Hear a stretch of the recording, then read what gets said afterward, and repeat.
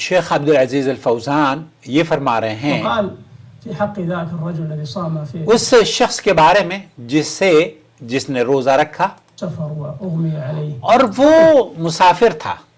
और सफर की मशक्क़त बर्दाश्त न कर सका, उसे चक्कर आने शुरू हो गए, कमजोर हो गया। عليه الصلاة والسلام لما رآه قد आप अलैहिस्सलाम ने देखा कि लोगों ने उसे घेरा हुआ है और चारों तरफ लोग उसके खड़े हुए हैं। عليه واجتمع عليه الناस قال ما هذا قالوا आप अलैहिस्सलाम ने पूछा कि इसको क्या हुआ, तो लोगों ने कहा कि अल्लाह के रसूल इसने रोजा रखा है और कमजोर हो गया है, गिर गया है या चक्कर आ गए हैं। صائم يا رسول الله साइम या रसूल अल्लाह, ये रोजेदार है। قال ليس من البر الصيام في السفر लैसा मिनल बिर्र, आप ये नेकी का काम नहीं है सफर में रोजा रखना। शेख सालेह अल फौज़ान फरमा रहे हैं कि अल्लाह के रसूल सल्लल्लाहु अलैहि वसल्लम ने उस शख्स को जो कि सफर में रोजा रखा हुआ था